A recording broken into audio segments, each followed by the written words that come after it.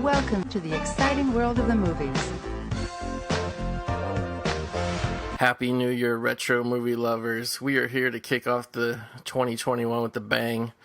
Completely with love, honor, and respect, we are celebrating the 25th anniversary of Biodome. In order to do this, I needed to bring the right guys along for the job. Everybody, you've known Zach, but we also got the other half of the duo, Mac. That's right, we got Mac and Zach saving the world with us tonight as we usher in 25 years of greatness of Biodome. Guys, welcome. Welcome to you. Welcome to us. Welcome to you. We here to do the Biodomes, baby. Fuck yeah, baby. Thanks for having me. Oh, That's yeah. right. We ain't here to talk about naked yoga. We're here to talk tell me, about... did you get her? Yeah, we were talking about naked yoga before we started. The goat, he was he was hooking us up with the good shit on See, YouTubes. that should be some some secret messages in the background that's talking about naked yoga. Exactly. Top three YouTube searches of 2020 were naked yoga, number 1, number 2, breast pumping, and number 3, ball waxing. You can show nudity as long as it's educational. You just say it's educational. Yeah, Exactly. Zach, you ready to make that new YouTube movie? We are going to start a new YouTube channel. Exactly. Mac and Zach wax their balls. Exactly. Save YouTube. It's going to We're be gonna awesome. shut them down. We're gonna shut down that breastfeeding shit. I'm sick of it. I want some of that milk too. We're going to create educational content that will rock the pillars of big tech once for all. Exactly. The big cum industry is going to fucking shut it down eventually, too. Big cum will fall to its knees. Exactly. They're going to be like they're trying to steal our fucking Siemens away. The big cum industry. Val's coming out, baby. You're not going to tell us what to do. All right, so we're going to get it rolling right along here. I'm going to say 1, 2, 3, go, and you hear me say go. Hit play on your remotes. We have it paused on the Metro Golden Mare screen. If you have the Blu-ray, this is a 12-second mark. It might be a different mark if you're rolling off the DVD. But anyway, yeah, everybody grab your remotes. 1, 2, 3, go. You gotta tell them about the luchador under the lion. A lion is a That symbol heart of luchador strength. A luchador underneath him means Look peace at on earth. this. Look at this intro. It gives you false hope for how good the movie's going to be. This is amazing. In your head, you can think again. I think again. Yeah, Again. I gotta say, I wasn't really digging this intro when I watched this again last night. It's like, when you watch it on a big screen, it's totally epileptic inducing. I They're fucking basically- loved it. I would sit down and drink a Mountain Dew and fucking watch this movie, dude. This is 25 years of this fucking great intro. Like, basically, they want to give you an epileptic seizure, so you're fucking you're going into convulsions before, so you don't realize the movie's fucking just moronic and amazing. Yeah, there's Because like 25 years later, you're still going to be watching it. it's like a mixture of satellite images of the Earth, the actors' names, rubber chickens, Rubber chickens. weird signs. Like it's all over the place. And of course, it's got the finest 1996 fake ska punk music. Exactly. This is a great shit. You could play fucking Tony Hawk to this shit. Fucking going around the warehouse and shit, doing some gaps. I'm sure many of us did back in the day. But I think again. Great cast in this movie. Fucking the Shore and the Baldwin. You fucking come for the Baldwin, you stay for the Shore, basically. I remember those little toys that was like a little suction cup in a spring and had like a little goblin on it that was like Yeah. swinging. There's back one. and forth. There's one coming up too. That little fucking toy where you pull the pants down and it pisses on you. It's like a squirt gun. I haven't seen You that gotta one. pause it to see it. It's fucking real quick. But yeah, right before we started this, Max said his son walked into the room, so he might have had to pause. He might have had to mute his microphone and put his son back to bed. What are you talking about? Oh, okay. He's still here. I'm talking about What? the rubber I never chickens. said that. What the fuck? I thought you said Sal came in or something like that. No, I didn't. Sal's When did I here. fucking say that? Fucking Max crazy. You're fucking high Maybe or I'm something, crazy. bud. Did you already go to that dispensary? Exactly. See, we were talking about that. We were talking about, like, once I get some danky snacks, we're going to do some more stoner comedies. It's going to be dog. Companies. If you When you guys, get- Yeah, go oh, ahead. I saw that toy of the guy pissing. Mhm. Yeah, I remember as a kid, I used to pause it and be like, I want to see his dick. But I never could. it's See, too this is little. funny. this right here, I remember every time you watch this movie on any other format, this is like in a little box in the center of the screen, but for the Blu-ray, they blew it up to be like the full fucking widescreen aspect ratio. Really weird. Yeah, and it looks terrible. Yeah. It's better on 4K.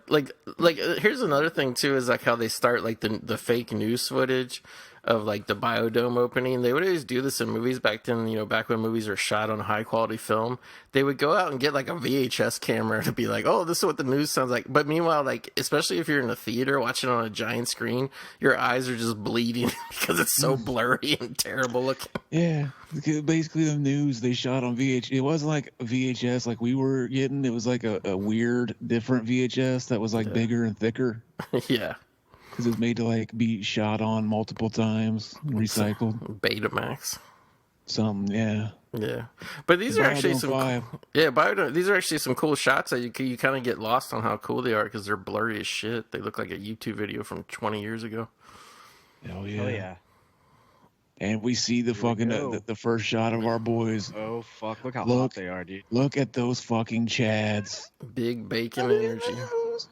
Oh, come on. Another thing that's great about this Blu-ray is no subtitles, so we have to guess at what they're saying. Yeah. Oh, we know, dude. We already know. I was trying to get the subtitles on and I didn't see them. I was like, I must have fucking ripped the Blu-ray wrong. Nope. I guess this is Copy that, squirrely. they're like people that can't hear don't want to watch this fucking movie. Yeah. Dude, that imprint of that fucking world would not happen at all. This movie is a lie. For like an hour. Stop pointing out logical flaws in this classic movie, Biodome. You're right. It's absolutely fantastic. It's amazing. See, this is a great idea though. Whenever you're chicks, like you're hanging out, you're porking the fucking hot chick from Puppet Master 4 and the hot chick from Chasing Amy, and like you're total chads with great jawlines that could just crush mortal men. I'm just realizing it too. Like, why don't guys talk to their chicks like this, man? Chicks dig that shit. Yeah, you got to basically lie to them about like not wanting to go out and save the planet and shit. Exactly. We just What? The book fell on him. Look at those raisins. Look at those raisins poking through that shirt. See, I remember when we did this commentary with our boy Aaron on fucking BTM, I was like, man, I would do a sex with that blonde chick from Chasing Amy. I would do a sex with her. And he was like, her voice is annoying. And I was like, dude, imagine how hot the noises she would make while you're doing a sex with her would sound. She kind of reminds me of what's her name from Child's Play, Tiffany. Hell yeah. She has that. Cool. To me, the voice is the best part about it. So. Dude, look at his Blair Witch sign on his head. He does have Blair Witch. It reminded me of baby. It looked like the tarantula on Marv's head. In Hell yeah, Home dude. Alone. I never thought about that. Like, when you watch this and then you watch Dude, Where's My Car, I swear, like, the first 20 minutes of Dude, Where's My Car is just a complete rip-off of Biodome. Because it's an instant classic. It's all the same shit, though. It's like they're all hanging out at their house, and then their girlfriends come over, then, like, they leave. Same old shit. Have you seen the Continuum Transfunctional? I want to go on that ride, Daddy. Me too, son. Classic fucking movies, inspiring other classic fucking movies. You just can't get enough of it. See, this movie's also gonna inspire the first Mac and Zach movie someday. That and Ready to Rumble. Exactly. In Idle Hands. And that and Detroit Rock City, baby. Oh, that I would come. That movie is a good, big influence right there. Exactly. Fucking the Mahi Mahi, they were trying to set it free. How do you get a red sign from that? Did you see how thick that world was? Yeah, is it just took a little red pin? Is the world even like embroidered or whatever it's called, where it's sticking out to where it could have made a mark like that on him? It almost looked like it was just like kind of fucking drawn on the cover or whatever. Well, the bad part was they left the book running right there. So if it wasn't 2 feet away, they would have got away with it. Fucking idiots. But they're chads, though. You can understand. Like, they're not Big used chads. to having to fucking, lie like this. Because, like, This fucking looks these like chads. they're okay. Yeah. Chads like they have this. Exactly. Fucking, but, like, see, we should, like, start another, but we should do, like, a fucking podcast with the three of us and call it Three Well-Hung Chads. That'd be donk. Finally, some truth in advertising. Mm-hmm. I do gotta say, I think she's doing the right thing. The girl in the green shirt is like, when you have small boobs, you gotta lean into it and show them off as much as possible, and then it goes from being a weakness to a strength. See, I'm a fan of all titties. Like, I too. don't think I've seen titties that I'm just like, those are too small. It's just like, my girlfriends are like perfect, man. They're like perky and they don't fucking. Oh my god. oh, what's her pussy like though? Yeah, that's cool, bro. But what's her? Yeah, like Scale we from should 1 to just 10? say shit that we know she would never like if she listened to it. It's funny. I see this in old. Yeah, go ahead. No, I was going to say, I see this in old movies all the time, but I've never seen it in real life. You guys ever notice, like, old movies, people, like, they don't have a TV stand. If they have a fireplace, they just put a small TV on the fireplace and watch it from there. Fucking I didn't Chad. notice that. Did you see those fucking blasters, dude? We need cups like that. Big gulps, huh? That Oh, yeah. fucking puts big gulps to shame, man. Mm-hmm. Big gulping Bladder shit. Buster. Bladder Dude. Buster. We should make Mhm. those cups and we could sell them. Are those the real thing? Or was it made for the movie? It was made for the movie. Oh, look, see him fucking grab his fucking bulge there. You sound like you're drinking a Bladder Buster, Zach. Oh, hell yeah. I was just licking my chops when he grabbed his bulge there. Bro, they're going to hook up with Tenacious D in this movie. They are in this That's movie. what they should have done. It would have been fucking great. Yeah, fucking. We got to take a second to talk about the hairstyles. Like, Baldwin has, like, white dreadlocks, so you think that would be the worst hair crime of the movie. But no, Pauly Shore's got some real dangy, dank, red, nasty hair in this, doesn't he? He's got that, what the fuck's that band called? The Truly, Madly, Deeply? Savage Garden. look. Savage He's Garden. got the Savage Garden look. It was huge in the day. I will leave it down, wake up in my diamond. I was on a train outside. You know what kind of, like, freaks me out about this movie? And, like, obviously I was way younger when I saw it, but, like, when you look back at this movie now, like, you realize, like, Pauly Shore is only 27 years old here. That's cool, dude. He's younger. Put all that trash in there. They got Captain Crunch in the back. He is younger in this movie than I am right now. That is Yeah, I fucking know. crazy. But he doesn't looks, look it, but he though. looks twice as old. Amazing. Hey, check out that mall, man. That it's pretty donk. I never could figure out what that place was. I read different things that it was a water treatment place, which makes sense when they're like standing in front of it because there's all these like pools outside. But like, yeah, the dome part on the hill, because like you see the front of the building, it looks like a different building than that one that you saw right there with all the domes on it. You know what I mean?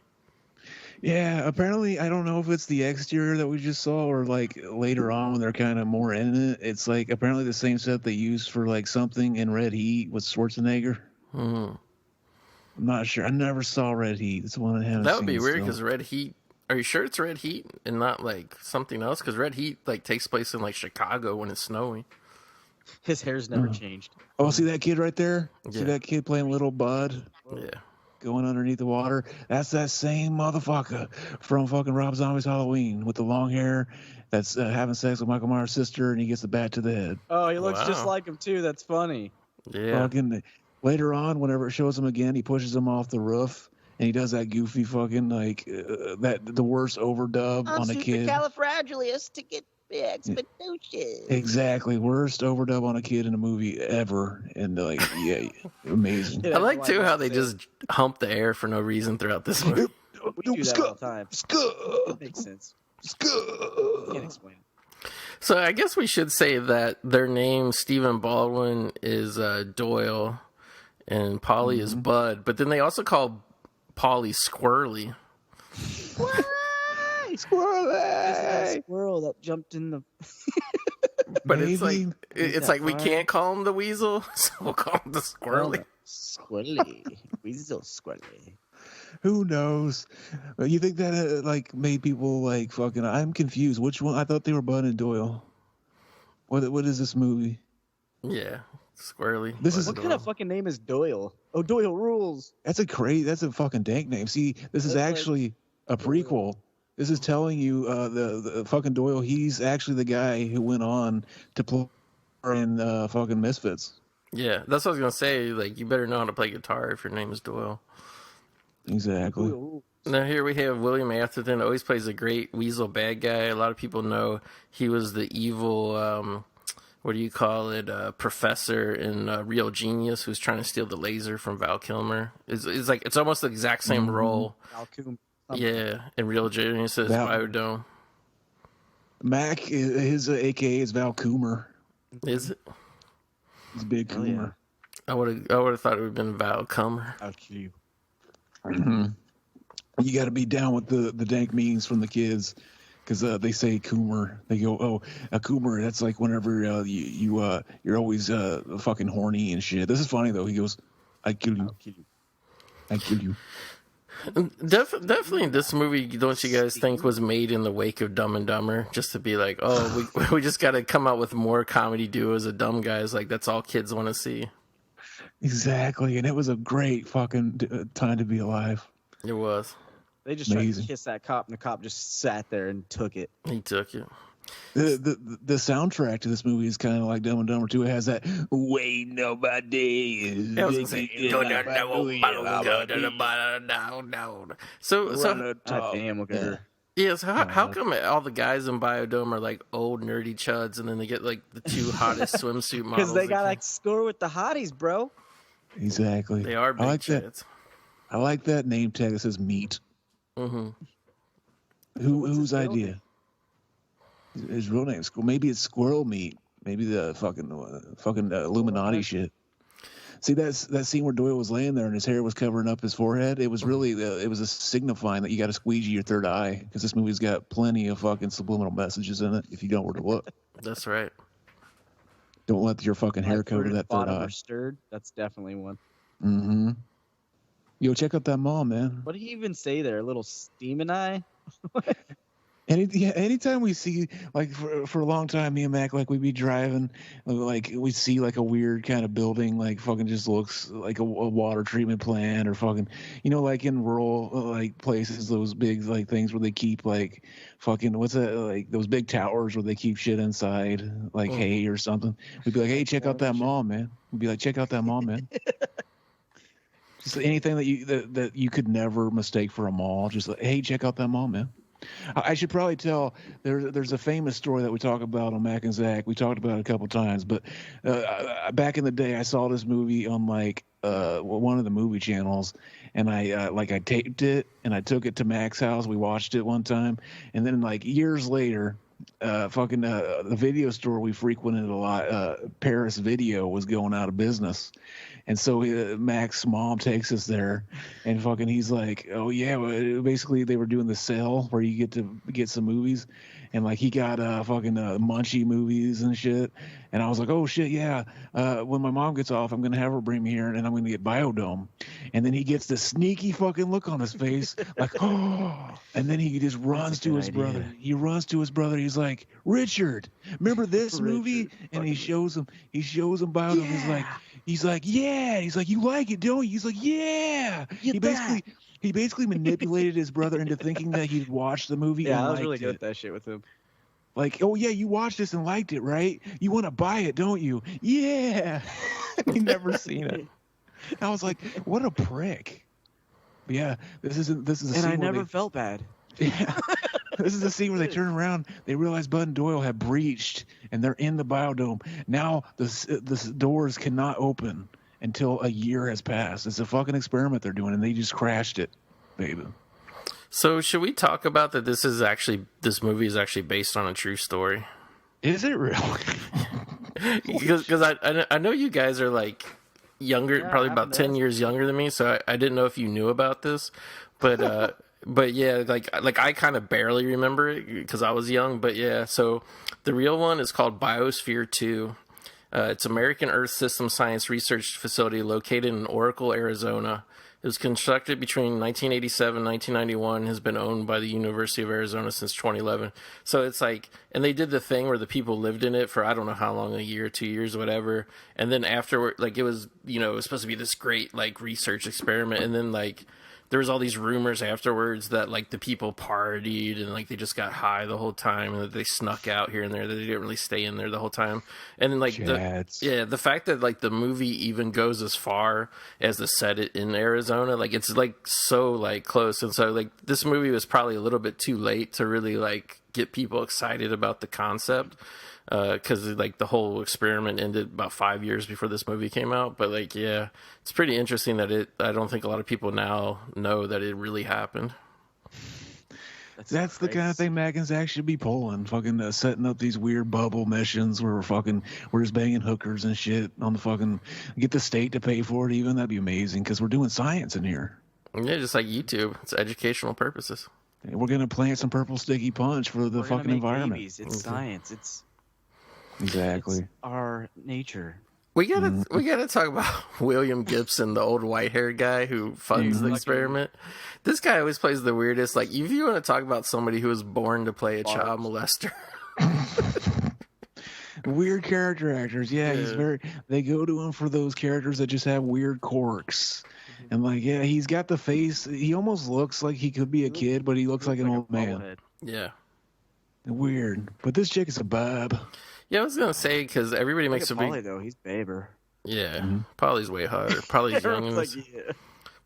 And Pauly's too. Pauly's got that young scruff on his face that you only have for like a certain period in like your mid-20s, where you don't really have a beard, but you have like this scruff shit that grows in. Amazing. Yeah, because everybody talks about Kylie Minogue is in this. Like, even in the UK, they put a sticker on at least the DVD, probably the VHS as well, that says something, blah, blah, blah, and featuring Kylie Minogue. So, like, everybody's like, oh, Kylie Minogue is like, Kylie Minogue's hot, but that other chick is way hotter. They're both really fucking hot. Yeah. It depends on, like, she is. I swear every time I watch the movie too, I'm like, that one's hotter. No, that one's hotter. It changes. They're babes. Yeah. And it's the same with Especially fucking Bud and Doyle. Slap with them. Oh god. Exactly. It's the same with Bud and Doyle because I can do this with my finger. This movie is amazing. Like the comedic genius going on here. So I guess we should talk about the one plot hole, even though it's really not a plot hole because this is a perfect film. Is like they realize they're locked in the biodome with Bud and Doyle, but it seems like later on that what's his name, William Anthony. It seems like he knows about the back door, the little window that you can crawl out of if you want to. So how come they just didn't make him leave like right then and there before the experiment even got started? Because they're not supposed to let anything happen for a year. Yeah. Maybe he was that would really break their whatever.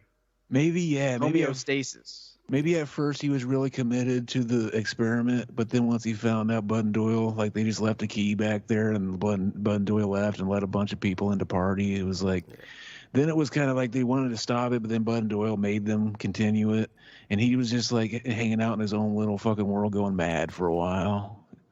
Wow, that's weird. That's weird how that actually happens in the movie. Exactly. Fucking, it just went away with him. This movie's genius. I just had to point out that it's genius. You know what's weird is like when you go to see like I don't know if people really know like film history or care, but like I remember when this movie came out, it like came out from MGM, who MGM was like a very on their ropes like film company. They didn't have like much money at that time, so they were doing all these cheap movies like Biodome and shit. And it's just like Biodome when it came out was seen as like the lowest of the low cinematically, but when you watch it now, it's actually more of a real movie than like the $300 million movies, because like you look at the cinematography, like it's actually a good looking movie. It's actually well made. They're really at these sets and it's not on a green screen. Yes. So it looks more This closet looks kind of sus though. It looks sus, exactly. Yeah. For fun. They use rock. I love the closet scenes. They both used rock and like paper the best every of the time. because then you get to watch them like talk about stupid shit. See, like when they show those domes. There it is. Oh, speaking of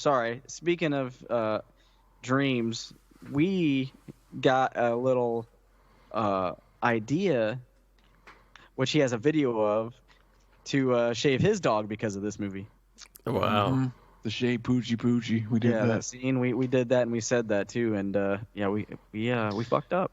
That scene's funny too because it's like they start smoking And he's talking about how clean the air is and how this experiment's got to survive. And they start smoking, and he turns around and he's like, "What the?" He pulls their cigarettes out and puts them out. He's like, "You can't do anything you do at home."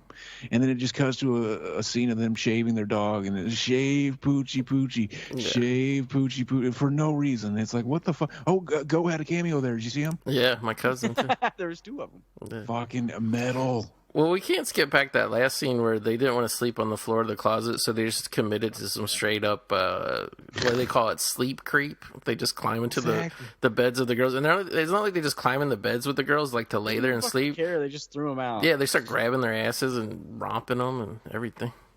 Fucking canceled. Yeah. These days. Bud and Doyle cancel. He's stealing the fucking toothbrush. That's amazing. I love this when he's using the nerdy guy's toothbrush. Mm-hmm. Yeah. I will not share my tooth of hygiene. And I love it too because it's not just like a pointless joke. Like the sharing of the toothbrush becomes a major plot element later in the film. Like they definitely pay it off. Mm-hmm. Dick. Like it's so funny because like my video is perfectly synced up with Mac's voice impersonations of what the characters are saying. Amazing. This might be the only episode we ever done that actually pays off to sync it up with the movie. Mm-hmm. Exactly. You know what's funny too is I have proof. Fuck each other in the ass. Exactly. I have proof that this movie Lots of makes fucking you. out there. This movie makes you dumber. I have definitive proof, and I'll point out the scene where I can tell you that the movie has made me dumber, and that's a great thing in movies. Like if you can achieve that in a movie, you've really stood the test of time.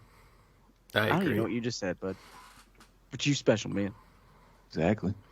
I just want to know where he got that fucking haircut from, because it is fucking rocking. The old guy? Business in the front and the fucking party in the back. I like how, dude, that's pretty much how my hair looks now. Hell yeah. Hell yeah. 19 months in the pandemic. You need to get a turtleneck. Yeah. And a nice little scarf. And make a nice picture, a little pose with your hand crunched up in a fist under your chin. Shave Snap that Poochie shit. Poochie. Yeah, we tried to do this, and my shaver ran out of fucking juice. Mm-hmm. So he was like mid-shaved, if that, all over his head. So he had like a mohawk, and it was fucked. Yeah, and we made his sister cry. Yeah, you can see that on our documentary we put out a while back. What was it? Princess Pony Power Punch? Princess Awesome Super Pony Power Punch Part 2. I don't even know our fucking movie.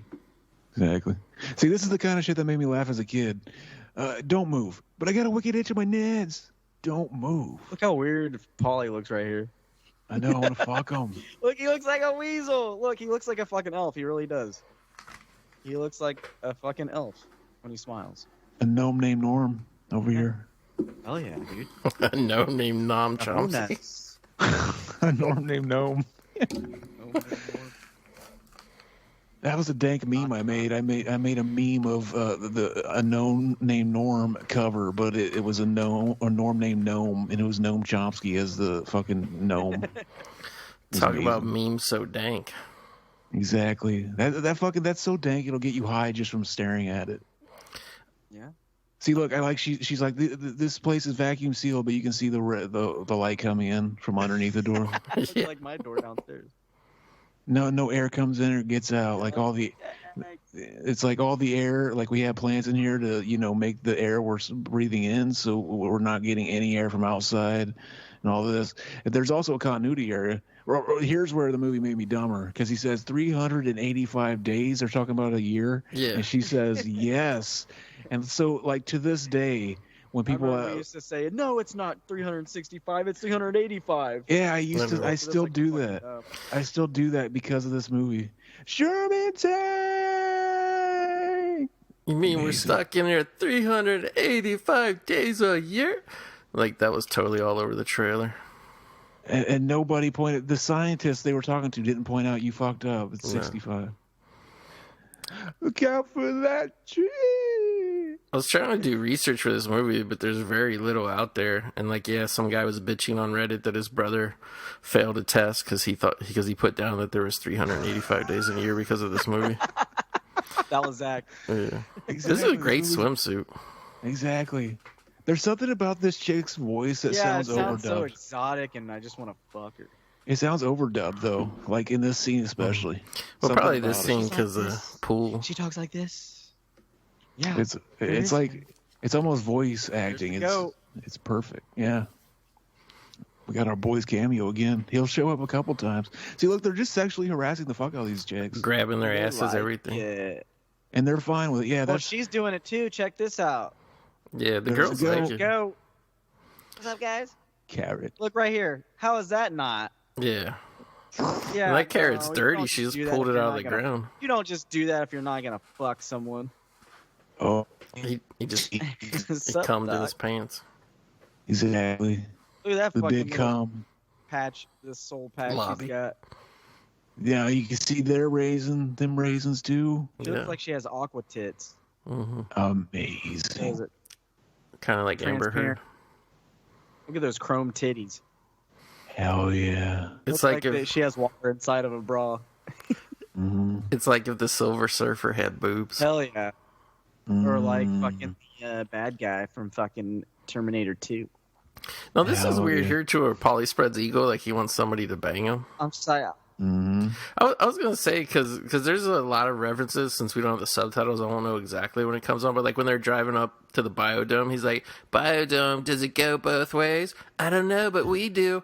Like there's a lot like as politically incorrect as this film is, and wouldn't take the pass the 2021 test. When it comes to gay jokes, unlike other movies from the time, this movie's very gay friendly and makes it actually sound like it's very cool to be gay. I mean, I used to do that with my friends, make gay jokes. That's basic. That's completely our humor, and it might be shaped because of this movie. Like the Like, all fucking my scene where friends he, are fucking the- gay. We all the- act, you know? the scene where he goes, oh, that fucking top is great. It's just a fucking hole there Yeah. for you, just a great target. They like Yeah. Captain Crunch in this fucking movie. That's for sure. This guy is cool too. I was gonna say he's my hero. He's the real big Chad of the movie because he just I sits wish his around. shirt said 69. Yeah, it should. It probably did in the European version. But Hell yeah. Taylor Negron, yeah, he plays Joey Lauren Adams' stepdad, and all he does is sit around and drink beer and never work. And it's funny too because like to add more to the name confusion, I don't know if you guys noticed, but the whole movie instead of him calling him Bud and Doyle, he calls him Bob and Daryl. Amazing. You had sex with President Clinton? That's Hell yeah. that's a great That's joke. the instant, like, he's a badass. Yeah. See, I think that's a joke about because they finally get out later in the biodome and they get a pizza immediately and he's the delivery guy Yeah. and he goes, Russell, how did you get a job? And he goes, fucking President Clinton. He's like, you had sex with President Clinton? Amazing. And I think that's a reference to like fucking Clinton. Like I guess he made it really hard to get any kind of like assistance, like food stamps or whatever. So the joke was like, oh yeah, her stepdad's he's getting fucking assistance, but fucking the president made him get a job to get it or something. It fucking a dang joke. You ready Amazing. to have your mind blown even more? Talk about tying in these cinematic universes. That same guy plays the pizza delivery guy who delivers the pizza to what's his name, Spicoli in Fast Times at the School. Hell yes. Yeah. Another great film with got fucking hot Hell yeah. babes as the girlfriends. Polly's licking the hell out of that glass there. I wish Stasis, it will not work. I wish I was that glass. Yeah, you're not going to keep I wish I homeostasis. was one of their asses. Mhm. Yeah, when the windows are covered with cum all day. Look at her titties just like kind of rubbing on them, halfway off a little bit. They're a little. Yeah. They Amazing. alright. Oh, they're great. I'd His fucking. mullet's a little bit better. I would. Why do they have weird cups? What are their fucking cups? They look strange. Exactly. Look Everybody how What is fucking it? gross that is. That looks like spam. What's or in ham, this? like- What's in this kibble? Yeah, it's supposed What's to. with it, not in it. Dork. Yeah, Mac can read the lips perfectly. It came in a Romulus. It came out of Romulus's ass. So I guess I should I should talk about Romulus for a second. Like, I don't know if you guys remember, but this dude was always in a bunch of like comedies and also a bunch of commercials. Whenever they needed like a really nerdy guy who would like stare real hard and be like all shaky. Here's where they make fun of the supermodels. This is another. Oh yeah, this is big I trailer got shot. me and Zach in trouble for doing this in our like. I would go to Mrs. Worth. We would go into her study hall. That's where Zach was, and I was in a different class, I guess. And I was like, I want to go over there, so she'd let me come over there, and I'd be like, we would fucking say that line right there and say Devona cigarette, and she got mad at us for saying it. She's like, stop saying that. She's like, stop referencing Biodome, you fucks. See, Biodome had such a huge impact Mrs. on our Worth was culture. hot. I know she knows what it was from. You know, she's a fucking stoner. She had to be. 'Cause she always, dude, I swear to God, Mrs. Worth, like, she always had that smirk on her face, and her eyes were like, they kind of looked bloodshot, and she always had that, like, they were kind of closed, like that smile. Dude, she was fucking hot. You know she was. She's a babe. She was a fucking babe, and God. All Her right. teeth were like goofy, but they were fucking perfect. They're hot, goofy. Yeah. Hey, we got the scene here. The fucking weasel returns. I was gonna say the weasel. He goes back. I thought this was weird too because he'd done a couple movies at this point. He did In the Army Now, Jury Duty, and this with short hair, and now he went into like weasel cosplay for this scene. Exactly. And he's eating the fucking ultimate Chad meal. He's got a Jif fucking that thing of peanut butter, and he's dipping bacon in it. Fucking amazing. I'm pretty. Dude, look how many fucking bandanas he has on. Yeah. It's like fucking Solid Snake with infinite ammo. Well, you need a full-on shawl to hold that giant wig down. Hell yeah. Solid Snake with infinite ammo. I You think can shoot fucking infinite fucking nugs. Exactly. Hell yeah. I think the scene where they're shaving the dog, how they're covered in whipped cream, or shaving cream, like they also have peanut butter on their face. Now, Hell yeah. this is where this guy becomes actually absolutely my favorite character in the movie when the stepdaughter comes in. If I were you, I would hump. Yeah, he's like hump, but he goes, "You know, you want me." I can't go to the bathroom. I hurt my bladder rollerblading. Exactly. He's amazing. If this guy wasn't dead, he'd be like the most popular actor in porn right now, playing the stepdad. If Zach saw like his screen roll, like, or his fucking what do you call it? His fucking screenplay or whatever the fuck you call it. He's like, oh yeah. I feel like that'd be perfect for Zach. Amazing. Yeah, He'd be exactly. sitting there singing those lines. I want that shirt. These lines are perfect. Oh, this is where they bring up the fucking Bud and Doyle action figures. Anatomically correct, of He course. looks like a fucking bobblehead, I'm telling you.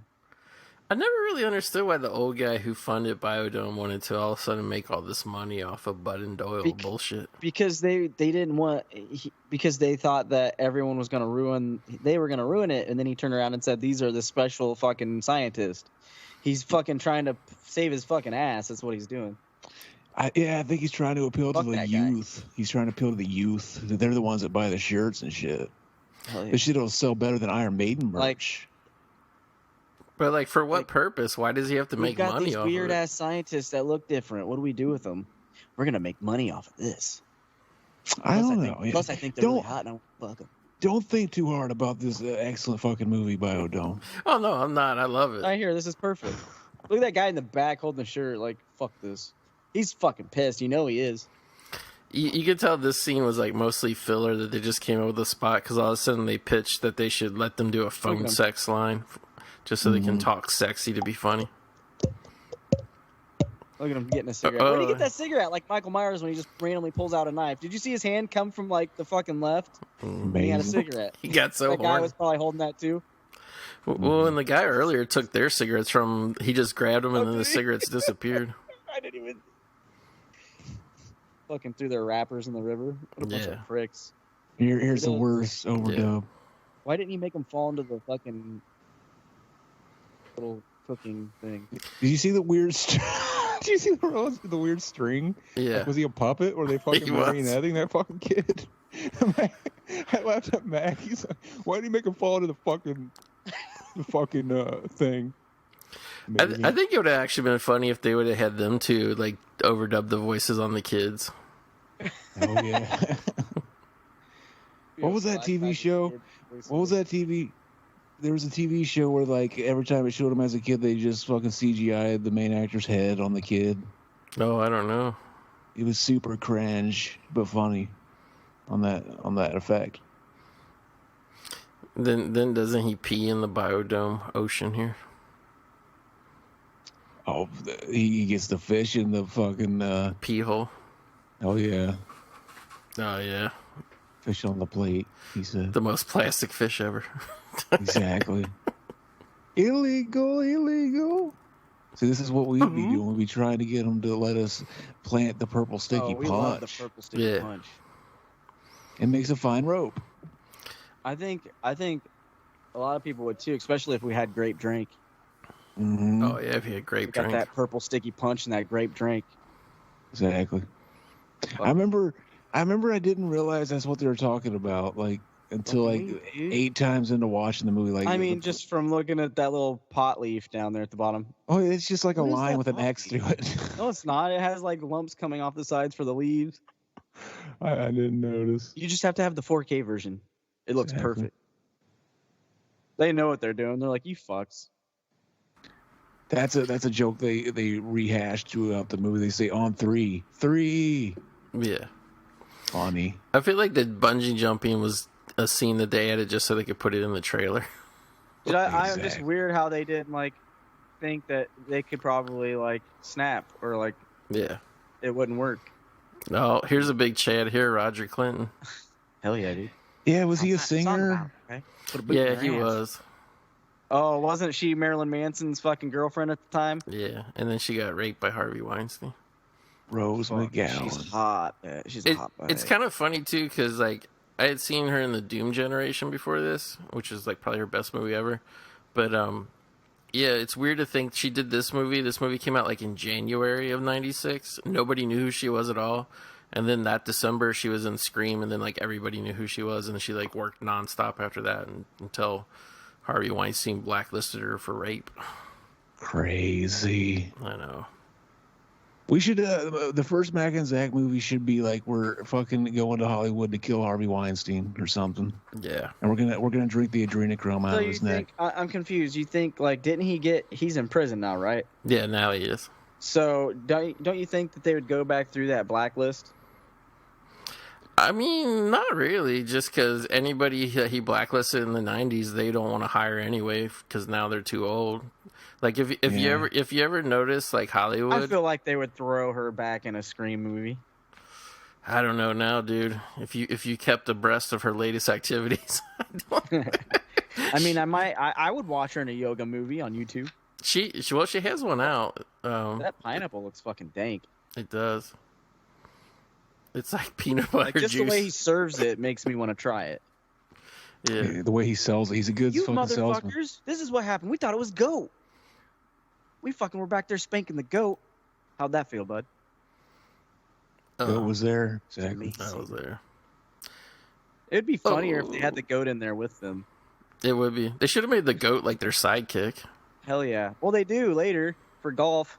Here's the Yeah. scene where fucking Doyle Knock his ass out. does his fucking weasel shtick here, Yeah. and proving that only the Shore can pull off the wheeze. Not anymore.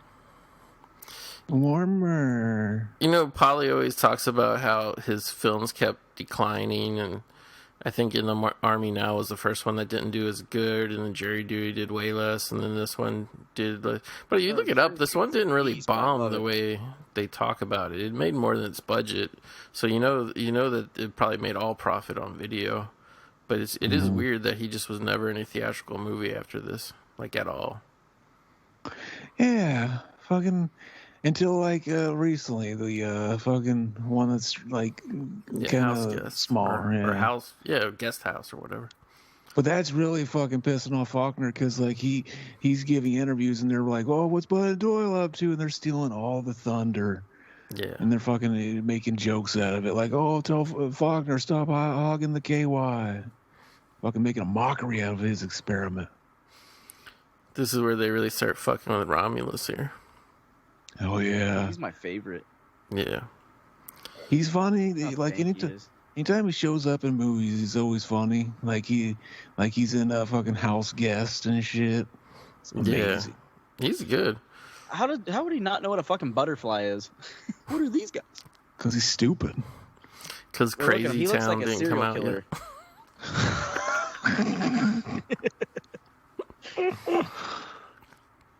So what? Amazing. So one time, probably like around 2006, 2007, I was ordering a sandwich at Subway, and then like somebody came up and walked next to me, and I looked who it was. It was the guy who played Romulus, but it's not. This isn't even the best part. Was it really? Yeah, it was. And he was dressed head to toe, and like, you know those like what do you call it, spandex bodysuits people wear when they ride bikes. Oh yeah. Oh yeah, dude. Like the Under Armour shit. Yeah, but like that's all they wear, like nothing else. Like he was just, Right. but it was like, I I think it was like sick all, ass helmet. yeah, like, well, he didn't have it on him. I guess it was on his bike, but he came in and at that point he was shaving his head, so he's like completely bald. He's like all sweaty. He came in. Did he have the beard? He had like stubble. Like honestly, it kind of. So he looked hot. Well, very. Like he was a bit older Sad. too. He had aged since then. But, Did you go, Dick? No, but I ate my sandwich and watched him eat his sandwich by himself. You should have talked to him. I should have, but he was so sweaty and like I felt like he was almost naked with what he was wearing. But You should have That like guy's shirt looks like it says Mongler. Is that what it says? Monger. No, it says Monger. yeah, Monger. What's Fish? up, Monger?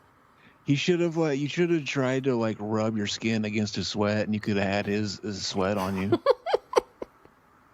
Fucking, it's the best thing next to getting his autograph. honestly, at that point, it'd been so long since I seen him in anything. Like I knew him, but like I didn't really remember what he was in because it'd been a long time since I seen this. So like, if I would remember he was in this, I would have definitely asked him about it. Oh yes. How many like fucking stars have you seen? Not that many, really. I Zach, think we hang out with stars, baby. Just because they're not movie stars. Mac and Zach are probably the Illuminati. We come up with all the fucking we're behind Big Cum and all this shit. See, Is that another go? here, this wasn't really a golf ball. This was actually someone trying to shoot them.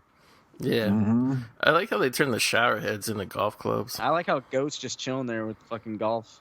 Yeah, You were playing their caddy. How This was scene. that, actually? it was pretty good. Oh, It sucked yeah. when he kept pulling that rope on my throat, though. I bet. Kind of kinky, though. Dude, There's I wonder if, like, you can actually find this. Like, Oh, they these just made one for the movie, and what do you think they did with it? threw I it would away. come on it. I wonder what they did with it, though. Really, who took it? I can't believe there's not a bunch of props up for sale for this movie with all the equipment and shit that Like they this had. fucking sticky. Mommy, get me out. I want my This- huggies. Nobody loves me. This is the actual sticky paper they put up in the scene in the Biodome. Yeah, Fucking $800. I would buy it. I would. Too. This was Pauly's excuse just to use his hillbilly voice. How, Yes. Oh, you could tell that was overdubbed right there, baby. Yeah, big time. oh, come on. He called him CD-ROM. Yeah, that was CD-ROM. You're on, baby. That's the bad thing about Dude, I wonder if they like have this big giant thing with all the bugs on it. Hey, how much do you think his cigarette filter would go for? hundreds. Make it a filter. Make it a That was like Zach's filter. favorite quote. I used to sing that all the time, exactly. Dude, like, that's like so much money. Dude, like, That thing's probably worth like $1 billion right now. especially if you had one of the fake little bugs that was like on it. Mm-hmm. Oh, you could just like throw it out in your yard for a little bit. I remember when I was a kid, they used to always put butterflies in movies that were like on strings, and like they would always bounce and float through the scene. You'd see them on fucking strings and shit. They don't do that anymore. Yeah. It's like a butterfly now is like the easiest thing to make in CGI. It seems like. Yeah, like, did the butterflies have to be dead to put them on a string and do that? I don't think they're really butterflies. I think they're just like plastic toys. Oh hell! You see, I remember finding this video on YouTube where like basically it was like a normal like black and white kind of old timey movie, but like dogs are playing the parts, and like people in the comments were talking about like, oh yeah, this was a really barbaric time in American history. They used to fucking use dead dogs to play these roles. Like they'd actually use corpses of dogs and like fucking tie them up and like work them like marionettes. And it was like I was like, well, that's fucking. What movie is this from? Yeah, it was some fucking old timey video I found. At first it was funny because it was like, oh, it's so funny. I think I know what you're talking about. These cute dogs are playing people and they're talking and shit. And then I read the comments. I was like, this ain't funny anymore. Yeah. This is sad. What fucking movie is this? I gotta watch it. I don't remember. It was like fucking like 50s movie or something. Old school. There was a TV show on the 70s that they rerun in like the late 80s that I used to watch on Nickelodeon. It was called, I guess when my dad was younger, he used to watch it. It was called Lancelot Link, Secret Chimp. And it was a spoof of James Bond movies, but they just had all chimpanzees in clothes, and they would put like peanut butter on their teeth to make them like lick their lips, and they would dub in dialogue. It was donk. That sounds amazing. It was actually really good, believe it or not. That should be the Mac and Zach movie, the first one at least. We just get fucking monkeys to play us. Yeah. And then there was like a female that had like a long wig on. Yeah. This scene right here where they break into like the room where they keep all the food stored for like the rest of the year, and they fucking like trash it and like go through it and basically like almost ruin the experiment here. This is always one of my favorite scenes because they find the laughing gas and shit. Yeah. And one of the, like, I love the scene where he pulls out the Spam. He goes, "I want some Spam," and like he's doing the duck-billed platypus. He does the fucking. He's I like, did this opera blue velvet. Oh, I'm slutty. Oh, I'm This slutty. is probably like my favorite scene. Yeah. Exactly. But he pulls out the Spam and then he breaks it in half. He's like, "You want half?" And then like the sight of him splitting it in half makes him gag. He goes, "Whoa," and then he immediately puts it in his mouth. He immediately just shoves it in his mask after he gags. It's so funny. Well, it's weird too because they were so hungry and they could smell the junk food, even though it was like all sealed up and stuff. And like they finally get all this food and all they do is dump it on the floor. They hardly eat any of it. Oh no, they're fucking going at it, bud. Look, he what? throws it in his fucking mask. Look, he's chugging and Is that laughing Cheetos gas? and fucking root beer. No way. I'm slutty. Oh. Oh, I'm sorry. That's not what he says though. In Blue Velvet, he says like, "I want to fuck you, mommy," or something like that. I guess they couldn't say that in a PG-13 movie. No. I think he was just mocking him. Yeah. Exactly.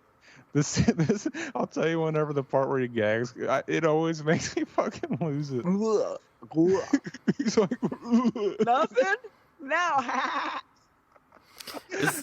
right here. Yeah, duck-billed platypus. Right here. I need some Spam. He splits it. I feel like they were actually right here, high watch. as shit when they did this. Watch. Right when he splits it, he immediately gags and then throws it in his face. Ooh. You could tell it was killing him to do that. How do you think they convince Spam to let them use their product and then show them gagging? Yeah, yeah. Dude, they had to have been fucked up when they did that part. Yeah, because Pauly's veins are popping out of his forehead. Those are real loud. Yeah, there's always those stories where they talk about.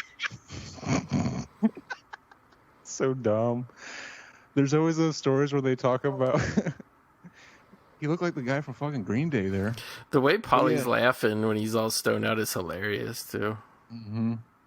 There's always those stories they talk about where like, oh yeah, we were playing high in the scene, so like behind the scenes we decided to smoke a joint so it'd be more realistic. Like they did that on the set of Evil Dead for that scene where they're high at the beginning, and then it backfired because it made them all paranoid and shit, and they couldn't act. Pretty funny. I always laugh at this too. This is probably the best overdub in a movie, because like whenever the ladder's coming up and it covers his mouth, it's like, oh yeah, we got to overdub something there to be funny, and he like, oh, you can't see my mouth, so I'll and then it slowly rises past his eye, so he goes, I can't see you. I know. That actually made me crack up the other night. What is it like? Has to explain it when we're about to see it. Exactly. It's like, are you fucking high? No. It's like the critics really came after these movies, and the studios complied really, because they stopped making them. Like nobody makes comedies anymore. Like what is it? Like people just don't like to laugh anymore. They just want to watch the news all the time. Because everyone takes everything seriously now. Like fucking, Like they Twitter. can't. It's They can't funny. fucking do anything. I Yeah, can't you can't even see- see. His mouth is open still. Oh, I can't. See, I think it's one of those things where, remember back in the 90s, the critics were basically any of these movies that are kind of classic, like cult classic comedies like Tommy Boy and all those kind of things, like fucking even like Billy Madison and shit. The critics were shitting on those movies too, right? And like they're just fucking raking them through the mud and everything. So now like it's just like, why would you fucking trust critics? Because like I remember for a while, like when comedies were kind of coming back in the early 2000s, they were like, oh, the critics are raving. This is one of the classics we'll be watching. It's like, why would I trust you? You're the same critics that said all the classics were shit when they came out. Fucking amazing. Well, I feel like back then critics thought they were being like safeguards of like cinema to be like, oh, like we can't let these films get popular. It's too dangerous. We'll just have nothing but junk. Meanwhile, they didn't see China coming in the back door with all the censored films and like, oh, everything must be appropriate for Chinese audiences and have tons of shitty CGI. Oh. Yeah, like fucking Disney, like, oh, we made this character gay, and she's got one line where she mentions she's gay, so we can cut it out of the China version. And that's the thing is like yeah. they get everybody in America to be like, oh, how progressive. In China, it's like, oh yeah, we just snipped that right out, and Exactly. Fucking just Easy the same. fix. It's just there to easily cut out. Did you hear about that Monster Hunter movie? Oh God, man. They had to censor it. They pulled it out of China after one day because the guy says, I guess he like hit somebody in it with his knee, like karate or whatever, and he says, "I have Chinese." And they were so offended they shut the theaters down and pulled it out. Are you serious? I'm dead Beta. serious. What a bunch of fucking sissies. I know. Potatoes. Very unchad, very low Yeah. T.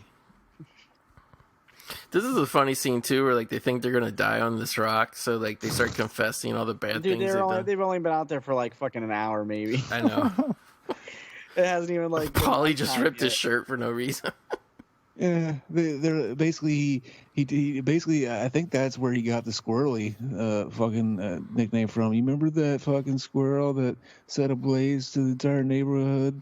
He's Yeah, like, you that's started that fire? That's amazing That's why scene. he's squirrely, He's bro. like, no, but that was pretty cool, huh? And Then why they is he start on- squirrely? Look at her nip Oh, peeking yeah. out of that fucking little jacket or little fucking over the top. See, this is where Faulkner he's starting to lose it a bit. He's just fucking like he's not caring about whether they live or die anymore. Look at that little nippy. Which is weird because you think he would be normal now that Squirrel and Bud are gone, or Bud and Doyle are gone. Fucking it was Squeegee or Third Eye, maybe Squirrely and Bud. The chaos added into the scientific element was the only thing keeping them sane the whole time. Could have been.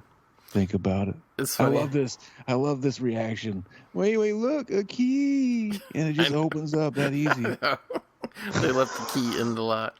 No way. So fucking stupid. It's amazing. It's great. I love this part where they get out. See, Yeah. I was thinking while watching it to get ready for this commentary, rewatching it, I was like, what happened to their fucking house? They had their own house. It wasn't an Yeah. apartment. Like, fucking, are their girlfriends like taking care of it or something? When Pauly sees the boot on the car, he's like, a boot, a boot. Exactly. Maybe that's why that old guy had to make all the money off all the toys to pay their rent while they were gone. Oh yeah. Here's our boy back, Yeah. Russell. They just order the pizzas. And it's funny too, because he's like, $57 for the pizza. The Bladder Busters are saying because I couldn't find the place. But like he totally drives off without getting any money from them. They're just like, fuck it. Because it's funny because he's like $57.80 plus tip, and then they don't give him anything, and he just drives off. It's funny because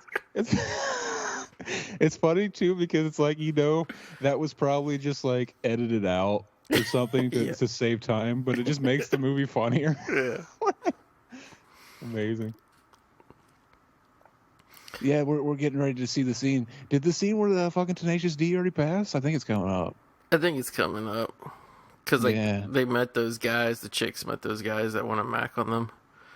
Mm-hmm. I think it's right after this scene, actually. Yeah. I like how they ordered 4 large pizzas and 1 drink.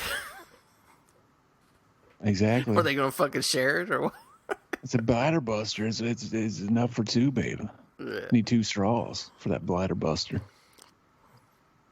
I remember when I was poor and I lived a block away from 7-Eleven, I would go buy a big gulp of like Gatorade or something and make it last for like 2 days. Oh yes. What's the fucking the best food to get when you're poor? Mm-hmm. Most Taquitos. people do those fucking those Roman noodles. I never liked the Roman noodles. I mean, they're fine, but I only got those during the winter time, like when it was cold. They're good to eat when it's cold, like that little cup or whatever. Mm-hmm. But just to eat something cheap, you can find better cheap shit to eat than that. Salad is actually cheaper and better than that shit. Mm-hmm. Oh. And this is their buddy Roach. Fucking stole that name from our boy from fucking Idle Hands. Yeah. Fucking people under stairs. I could be wrong, but I think that's like part of Pauly's stand-up comedy, because I had this comedy CD of his called Pink Diggly Diggly, where the cover is him like all lubed up coming out of a giant vagina. Like his head I heard that album, yeah. And he constantly talks about the Roach family in that, and he does like impersonations of them, like they're hillbillies called the Roach family. So I think that's why they named that guy Roach. Exactly. So my amazing story of seeing this movie is I went by myself to have it was early January and not a lot of movies come out. Oh, at least back then came out in January. If they did, they're all the dumping ground movies. But I saw this with a double feature. I made it out of this and Lawnmower Man 2. Oh yeah. A movie that's since disappeared. I don't even think you can buy it on DVD or Blu-ray or anything. I have actually never seen either of the Lawnmower Man movies. I have them to watch though. First one's pretty good. We are seeing the scene with Tenacious D now. We're to save some trees. Save some trees. And they're actually listed in the credits as Tenacious D as well. Hell yeah. They actually are playing one of their real songs. They just changed the lyrics for the chorus. It's called The 5 Needs. And it recently came out as like a part of it's like as a single for like the COVID like shit. Was it released by Kid COVID? It was released by the Tenacious D themselves. Fucking after, see, they had to save the world in the pick of destiny. We're fucking taking over for them. They're getting too old. Mm-hmm. I kind of wish that they would have shown actually their girlfriends more in the story, but I guess you could only make the movie so long. Exactly. Like fucking every good thing's gonna only be so long. Like fucking Pauly Shore's cock. Mm-hmm. Like, fucking. Well, that's pretty much never ending, from what I heard. Mm-hmm. See, I always I remember like the soundtrack of this movie. Let it to the ow. Let it to the ow. Ah. I have no idea what the lyrics are, but I know the noises he's making with his mouth. Yeah, this band that they have in the Biodome is so generic. I guess we should say, for people not following along, they hold a big concert to I guess party, a concert to make money for whatever reason in the Biodome, and they totally destroy it because everybody's just partying and trashing it because all these bros and dudes and whatever. What were they cooking? Like a fucking pig or one of the goats? It had to be. There was a pig they showed earlier, so I think it was the pig. It looked more like the pig. They fucking killed one of the goats. That would have been fucking our boy the goat's family, like his fucking or friends. Like what savages. The rest of the movie would have been like Death Wish. Exactly. I thought it was funny that the party bros just grab Faulkner and they have handcuffs and they just handcuffed him to a tree. Hell yes. Yeah. See that now I'm thinking about the fucking just how great that would be, a Death Wish movie starring a goat going around fucking impaling people with his horns and shit. You know what? That'd be dog. I got a question for you, bud. What are you eating? Use the same goat in the Adam Sandler soundtrack? No, that's a different one. Oh, you related to him? Not that one. I'm related to Black Phillip from The Witch, though. Oh yes, metal. But did you notice for they're definitely roasting a pig because they're doing a luau. This is aloha outside. But do you see the cardboard sign? It's only $2 to get in. Even by 1996 standards, that's too cheap. Yeah, see, they pointed out that they're only doing this to fucking show to their girlfriends that they care about the environment, which just completely backfires because they're all fucking trashing the place. Yeah. You phonies. And this guy with the long hair, Jeremy Jordan, he was in a couple movies in the late 90s. He played a big depressed Chad in the Greg Araki film Nowhere, where he just sat around in a room shirtless, crying and listening to music. And then I think, like me right now. Yeah, and if I'm remembering right, it's a pretty dark movie. I think he kills himself by putting his head in an oven. Hell What yes. the fuck? It's a pretty awesome movie. Sounds amazing. Yeah, That if you're gonna kill yourself, like fucking what other way? exactly. Did he pull a fucking combat shock and put his fucking mutated fucking Agent Orange baby in there first? Nah, he was like a teenager. He didn't have any babies or whatever. Not Chad enough. But they made a sequel TV show out of that movie because there's an alien that goes around in it evaporating people. And they made a sequel TV series I watched on Stars. It came out like a year ago. And in the sequel, they brought back the same alien costume, but in the sequel, instead of shooting people with a gun, he anally rapes people. That sounds. I can't tell if you're fucking memeing or that's part of the movie. I'm 1,000% That sounds for like real. something Zach would do. Yeah. A fucking real drama type movie about a kid that kills himself in the oven. Had a fucking alien in it. That's amazing. Well, there's all kinds of shit that happens in Nowhere. It's awesome. There's an alien. A guy dies in the oven. There's a girl that gets raped by one of the stars of Baywatch. What else happens? So it's like a trick or treat movie, or it's just a bunch of different fucking clips. Pretty much. There's like 20 different characters in it. Like, pretty much. It's pretty good. Here's a fun fact. All these people you're seeing laying around and sleeping and shit, We're really there. they never leave. And like they fucking like later on in the movie, we see them, fucking lock the door again and swallow the key, fucking Doyle, and they just disappear. Never see him again. Well, we get to see the Chad stepfather. He leaves. Yep, he's the only one. So these people must just be hanging out in the dome throughout the rest of the Having movie. fun Exactly. because they're dudes. Yeah, so the name of the movie is Nowhere, and then the sequel TV show is called Now Apocalypse. If you have Stars, you can watch it. It's pretty dunk because the alien rapes a lot of people throughout the Alien rape.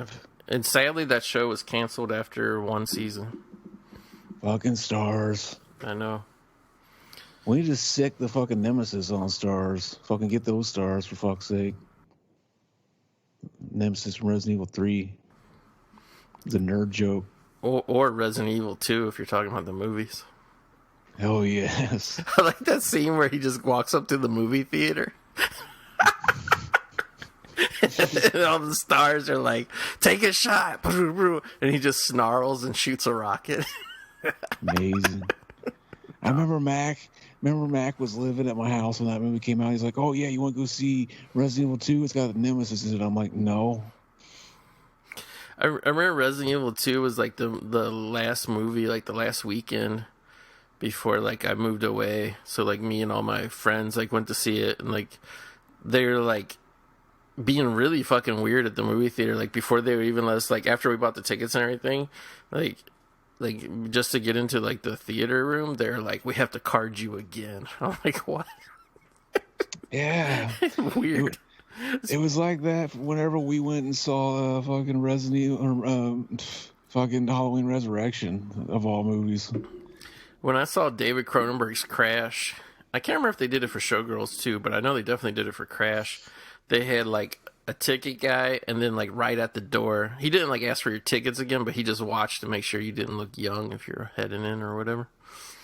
Yeah, with Showgirls, it kind of makes sense. Wasn't that released as NC-17? Yeah, both of them were. Well, Showgirls, like, I guess it was just more popular because it got talked about more, but like And ironically enough, I saw him at the same theater, and it was a theater we didn't normally go to, but I guess it was the only theater that wanted to show NC-17 shit. But with Showgirls, I remember seeing it with like a packed crowd, you know. And then like you saw Crash, there was only like 5 people in there, and then like half of them, it was like this jock guy. When James Spader started railing Elias Koteas in the ass, he got all offended. He got up and I guess he wanted to be a Chad, and he demanded that his girlfriend Stacy and the other Chad and Stacy that were with him stormed out of the theater. And I'm just like, dude, like you were perfectly fine in the scene where he was fucking some lady's flesh wound in the leg, but now that he's having sex with a man, that's one step too far for you. This fucking movie where people get turned on by car accidents is fucking. I find this offensive.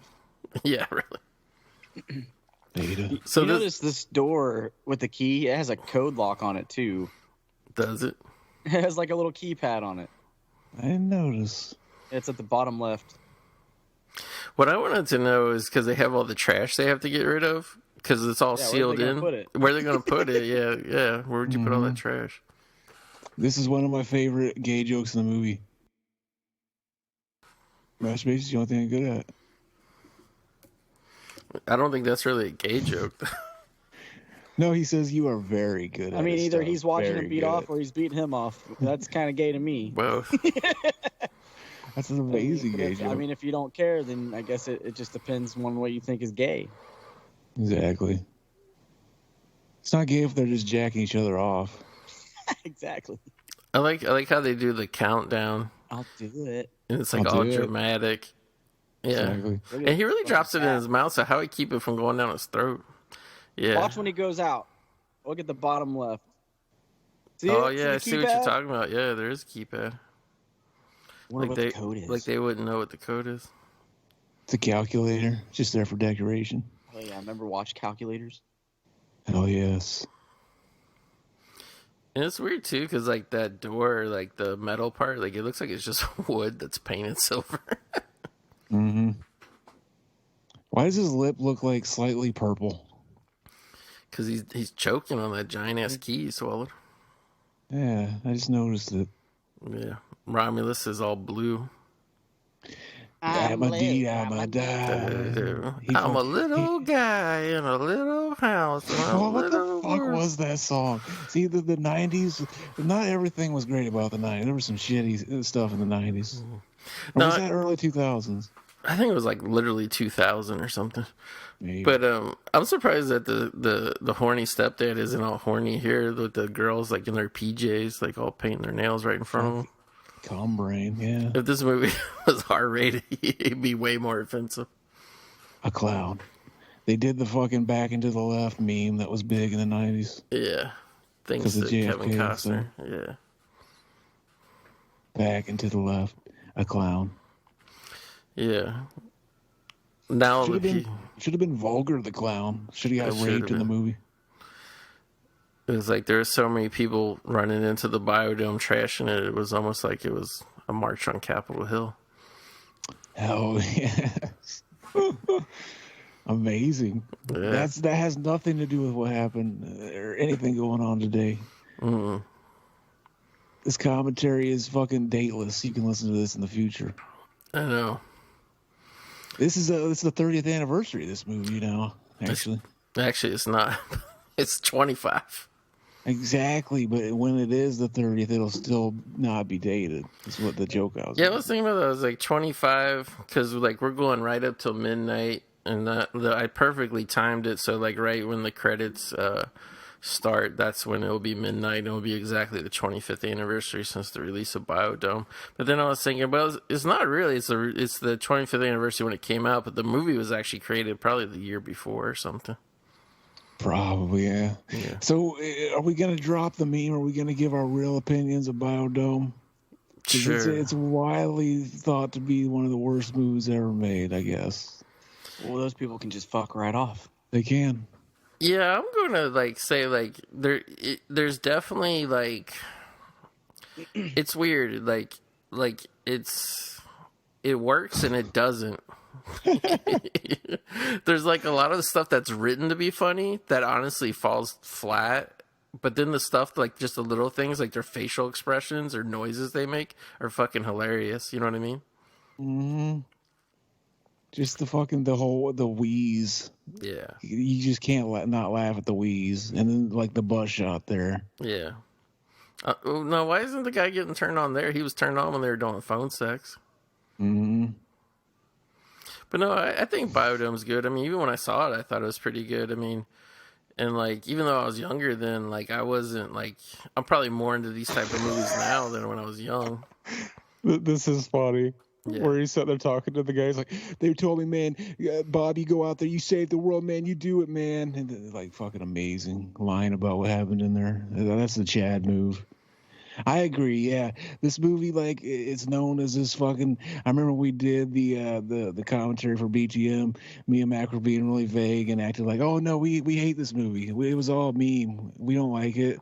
But then like, still like, no, we like it. Like, yeah, I love the movie growing up, and yeah, whenever you're in the right mood, it hits that nostalgia. Fucking, it gets the boner going, nostalgia boner. Yeah, like it's weird because like I wasn't really like all about Pauly Shore when his movies were coming out. Like I saw most of them like when they came out, but it was like, just like I went to the movies to see him once and then I kind of forgot about him or whatever. But like I also didn't know that he was going to disappear. Exactly. You know what I mean? It's like you just take it for granted. Like Pauly Shore makes like 5 movies in 5 years. You think like, oh, he'll make some more at least. Nope. And then all those cut comedians come in like. That were like really not funny, and I know even Pauly's like all sad when you see his interviews and stuff. He's always like, "Oh, I don't know what happened. Maybe people just got tired of the wheeze." I actually was like fine when he went away from the wheeze because he was still funny to me. Like he's always funny. Like when you see his stand-up comedy or just whatever. Like I think he's even funnier now that he's like in his mid-50s. To be honest with you, like he's like this little insecure. Like now he's almost like a cross between Woody Allen and the wheeze, and it's just. I don't know. He's fucking awesome. Have you seen his new movie? No, I haven't seen that one yet. You haven't seen it? Mm-mm. Dang, why am I the only one that's watched it? That's sad. It is on. Sad. It is on Netflix now. Yeah, what the fuck are you waiting for? I'll watch the shit out of it then. Oh yeah. So next week we'll do the comment. I love it when they ride the cow. Hell yeah. And we should say too, it's like this is actually my favorite part of the movie is the safety dance montage. And it's actually the cops are playing, like blasting the music outside as like a torture method to get them to come out, but they won't. They're just dancing to it. They're fucking being total chads about it. Yeah, like the safety dance playing 24 hours a day just to make some work. Oh, here it is. Here's the midget guy. They reference the video of the song. That's right. Whenever safety dance plays, a small person automatically. Who? Vamp from Metal Gear Solid 2. Oh, fucking Mac.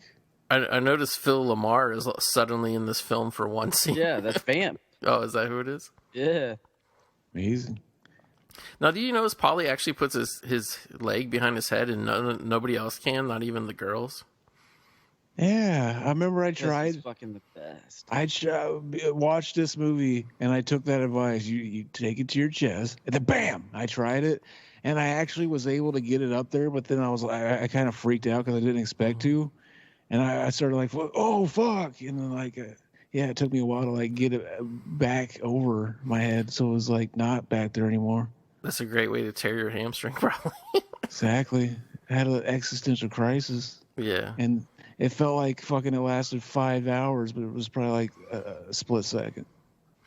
I like during the montage too. You get to see them celebrate all the holidays, all like the end of the year holidays. Exactly. It's weird that the movie takes place in a short time span and then kind of blows through the rest of the year. Yeah, I like how the end they're all just dancing still for no reason. Because they're fucking chads. They're making the best. No, this like makeshift hammock setup looks awesome. I don't feel like that'd be comfortable though. Yeah, those never look comfortable. I never tried one though. Well, supposedly they're comfortable. Well, if you can sit in them, yeah, you're good. Yeah. Half the time you're flipping out. It's like it's just sinking into your body shape or whatever. Yeah, yeah. You were mentioning the body dance video though. I actually didn't. You asked me in a text. You're like, did you ever get the reference on the midget scene when the midget shows up for no reason? It's like the fucking music video, bruh. Yeah, I did. I don't think I remember that until you pointed out. Because that was actually one of my favorite music videos when I was a kid. Yeah, dude. And that actually got the biggest laugh out of me out of the theater when I saw it. Donk. How was the crowd watching the movie? Were they feeling the shore? Dude, I don't know, because I saw those movies like in the middle afternoon during like a weekday. And like now, if you go during like the middle afternoon or a weekday, even in January, everybody will be there with their kids to see Avengers or whatever. Like somehow nobody like works regular schedules anymore. But back then, dude, like you could go on a weeknight and there'd be like 5 people there. So like if you went during the weekday, like during the afternoon, like I did, there was like, I don't think there was anybody there. Like one of those two, I can't remember which one it was, either Biodome or Lawnmower 2. I know one of them I saw by myself. I want to say it was Lawnmower Man 2, but I could be wrong. The shore fatigue was setting in. I just think people were transforming into cucks. That's all. Exactly. See, now we're seeing Faulkner at his fucking ultimate pinnacle crazy. He's fucking pure Grizzly Adams beard. He's building fucking bombs and little objects like an egg. He just throws the egg at the wall and it blows up. Fucking yeah, he's lost it, baby. He's like hunting Apocalypse Now right here. Yeah. Oh yeah, like we were talking about like not that long ago. You mentioned like, yeah, who'd have thought? Like you were talking about like when you watch this, it's similar to right now. You're like, who'd have thought? Like he would have just disappeared for after 4 years, and like you said something about like, oh yeah, Curse of Inferno. You described the plot of Curse of Inferno, and it was like the best description of the plot I've ever heard. Curse of Inferno, I really just saw like maybe a year ago on cable. So You remember how you described it? yeah. It was really... So the plot of Curse of Inferno, starring Pauly Shore, is he robs a bank. He gets away with it. He's got the money. Like some little bit of shit goes wrong, but he basically gets away with it. He hides the money in a roof, and then like he's just waiting a couple days, you know, before he can go back get the money. And he's going to split down. He's completely gotten away with the robbery, right? Mm-hmm. But then it turns out the sheriff of the town is a really, really hot lady. So then he has to figure out a way to unrob the bank. That's what you said. You're like, yeah, that movie where Pauly Shore unrobs a bank because the sheriff is really hot. Yeah. I was like, that is the plot of that movie. I forgot about that. And he totally hooks up with her too after he unrobs the bank. Exactly. Amazing. This is a great scene too. Where the girls finally throw themselves at them. The girls finally come to their senses and want to fuck these 2 Chads. Because they realize time's running out. And then they turn into betas. Yeah, because like they proved themselves. They brought the whole Biodome back to its fucking, you know, it's back on the 100% optimal fucking prime. You know, it's doing its thing again in the fucking. But there's a funny continuity error where if you look, whenever they're making out on that scene, Doyle, if you look, you can see fucking what's his name? What's the actor's name? Baldwin.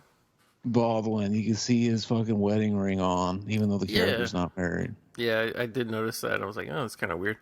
But I like it when they chase him out and then they hump the wooden door with the boners. But why? You just told him to get out. But because they got that cum brain.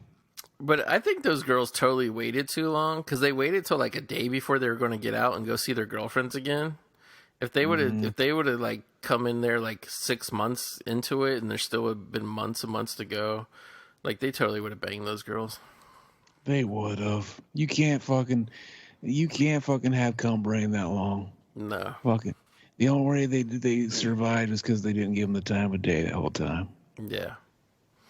Damn, so I wonder where all these coconuts are growing because they didn't really have like that big of a farm. Exactly. Is he just building them from scratch? They're like astroturfed coconuts. Yeah. You look kind of grizzly. You look kind of grizzly. I thought it was funny too that they thought everybody just assumed Faulkner left. It's like, why would you assume he left?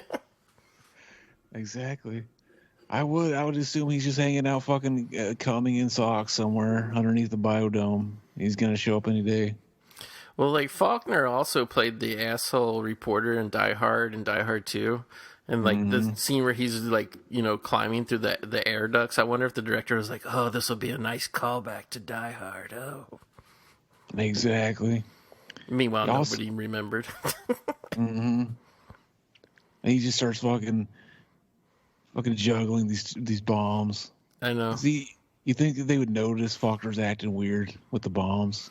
And yeah. They've got beeping lights on them. I mean, the fact that anything has a beeping light on it pretty much says that it's a bomb, right? Exactly. Yeah. But they're idiot savants. The fucking that's like me on the Mac and Zach. Like I'm the idiot savant too. Like the fucking retard Picard, if you will. It's good shit. No, I think the guy who like leads the SWAT team that's always out there. I think that's the guy who plays the cop in Strangeland, that Dee Snider movie. Mm-hmm. Yeah. It's been a while since I've seen that. It's a pretty funny movie. I like when he hangs from the ceiling with hooks. Hell yeah! Remember, fucking it's got the chick that played Velma, and it shows her boobs in that movie. Yeah, it's pretty good. A lot of molestation and stuff going on. He fucking hangs out his molestation station. Yeah, it's kind of weird that Polly's hair never grew this entire time they were in the biodome. A year. I don't think I ever thought of that until you just said it. They cut their hair. Yeah, they're really. They have a lot of stuff in there. They still have like ways to shave. This fucking Walmart. Not Faulkner though.